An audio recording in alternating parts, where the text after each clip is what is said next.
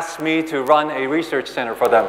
So I run something called the Research Center for Textile and Apparel. This is an applied research center that works on things related to textile and apparel, mostly for industry, but also for society. We work on things like new materials, new machineries for manufacturing, new systems and methods for testing, and new enterprise solutions. I want to share with you some of the things that we've been working on recently. So the first thing I want to talk about is this thing that I'm wearing, which is a shirt, which is an outcome of one of our research projects. Now, I must emphasize that we are an applied research center. We do stuff that is not theoretical.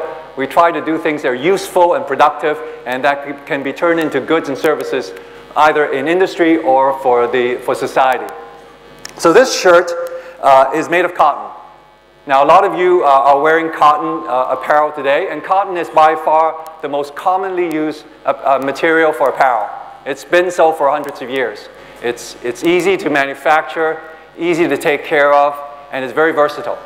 The problem with something like cotton is that if you walk out to North Point right now and you're wearing your cotton shirt, in about half an hour you're going to get very hot and very sweaty, and it's going to feel hot and clammy, and it's not going to feel very good.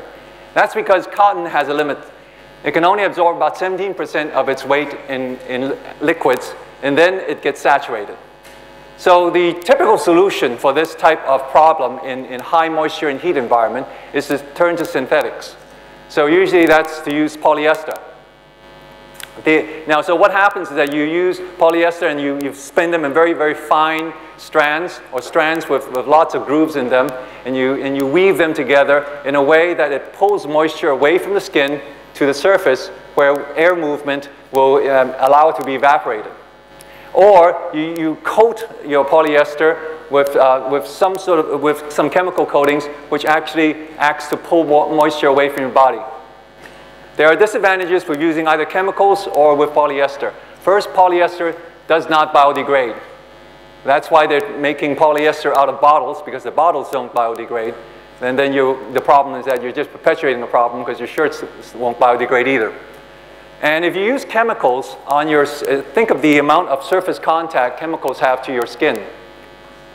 There are some unknown health risks. So a researcher came to us not so long ago and said he wanted to see if he can improve the way cotton manages moisture.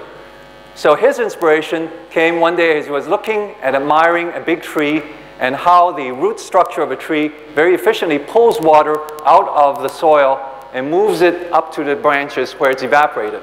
He said, wouldn't it be great if we can figure out a way to weave fabric that mimics this type of mechanical way of moving moisture around? And the result of that research is what I'm wearing today. This is what we call plant structure cotton material. It acts like a high-performance polyester material, like Dry Fit or Coolmax, and it wicks moisture away very efficiently, and it has all the characteristics and the advantages of cotton and all the high-performance capabilities of something that is made from synthetic. Let me talk about some other things that we've developed recently. This is a researcher came to us and talked about how maybe we can do something to help people recover. And most common injuries to us is when we break something or we sprain a muscle. So not so long ago, the solution when you break a bone or you sprain a muscle is that your doctor will immobilize whichever part that you damaged. And not so long ago, that means put you in a cast, like a plaster Paris cast, and keep you immobilized and allows your body to recover and repair itself. Now, any of you who are old enough to have been in a hard cast knows that it's not very comfortable. These things are hot, these things make you itchy, and these things are hard to take care of. And so they evolved from that to soft cast. The problem with soft cast is that if you sprain something a little bit smaller, it actually is not very good in smaller joints and smaller injuries. A researcher of ours came and developed this thing to solve that problem. And his inspiration for this came from observing geckos. He was sitting around one summer day and he noticed that geckos are able to support themselves walking upside down on a ceiling. And he went and studied the skin structure of geckos, and what he found is that they are made up of all sorts of microsuctions. So So all these micro suction cups actually is how geckos are able to hang themselves. So he developed this bandage, which doesn't use adhesive, and because of the way it is built, it actually adheres, and you can cut it in any way, shape, and form, and so it can have variable pressure as it adheres to your body. A lot of athletes use a variation of this with adhesion. This is completely without the use of adhesives. And we've been playing around with this for a long time in our lab, and it can be washed and reused again. We've washed and used this about 100 times. Here's another interesting thing that we developed along the lines of protective materials. A lot of times when we look at protective materials nowadays, we use padding. So padding mostly today are made up of closed cell foam. The disadvantage of existing padding is that they're heavy, they don't breathe, and they tend to be inflexible. The challenge with using padding is that most of the time, the places where we need padding are in our joint areas. So your elbows, your knees, or your shoulders are where you commonly need padding. So a researcher came to us and worked with us to develop this material. What's so special about this material? Well, it's a padding material, and it is actually woven in a very special way. This is what is known as a negative Poisson ratio material. It's a fancy word to say that when you pull on this material, it actually gets bigger. Now, if you pull on a piece of elastic, the middle gets thinner, right, as you elongate it. As you elongate this, it actually widens. It has a negative Poisson ratio. This is the first type of material in the world that actually has this characteristic. What's so special about this? Well, this is a padding material that is woven together. It breathes. It's very lightweight. And because of its negative Poisson ratio, it actually bends with you. It's quite flexible.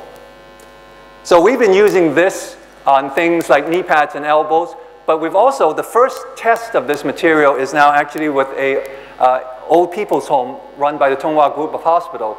We're using this as padding for old people in their apparel to prevent hip injury. As we get older, hip injuries is the most common source of damage that we don't recover well from.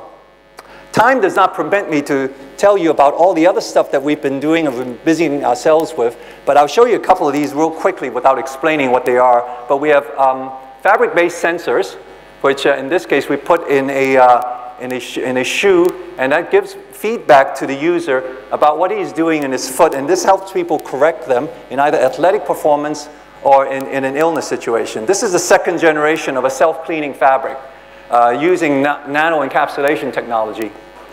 The third generation is currently in development, and it actually self-cleans. That means you put this piece of fabric in dirt, you rub it in, you pour red wine on it, you get it dirty, you put it out in the sun, and all of it falls off. It cleans itself. Cool, huh?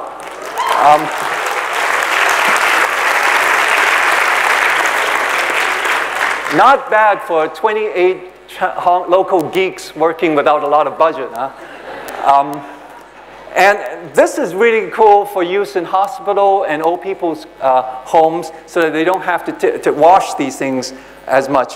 We are very conscious about the environment in our center because the textile and apparel industry is one of the second most common source of water pollution in the Pearl River Delta. And we want to reduce use of energy and water in either manufacturing or in its care. So the micro-encapsulation system that we use are to help in the manufacturing process and also in the post-consumer process for you to easier for you to take care of your clothes after you buy them. So in the manufacturing process, we have 3 different types of dry, waterless dyeing technology that we are working on right now. And the post-consumer is this nano encapsulation material. Let me show you what happens if you do a nano encapsulation. Same t-shirt, this side that we've treated, this side that we've not treated, washed 20 times. This is what happens. Pretty good, huh?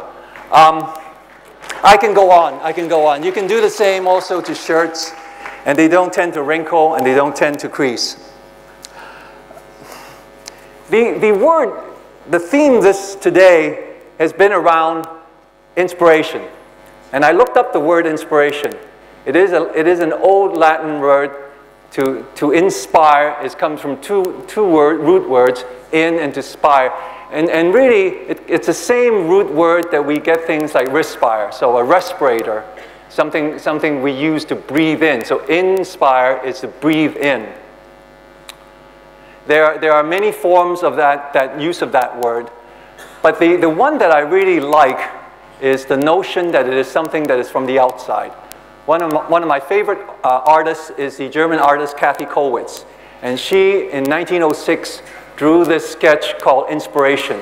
And in this, she has a portrait of herself as she is sketching in a darkened room. And sitting on her shoulders is this huge winged creature. And the creature has his hand reached over her shoulders and is guiding her pen and her arm as she is sketching. And the notion there for Kathy Kollwitz is that inspiration is something that is external to her. It's not something that she can take credit for. The point here is that when we talk about inspiration, it's not so what happens to you. What is really important is what we do with what happens to us. That we make those connections with plants to making better apparel. That we look at things that are geometrically shaped differently, that we can make those different applications. Hong Kong is a noisy place, and oftentimes we don't have either the time or the luxury to be inspired. I hope all of us will have an opportunity to be inspired on special occasions like this afternoon. Thank you. Thank you, Edwin. I hate to be the bad guy here. Thank you, Edwin.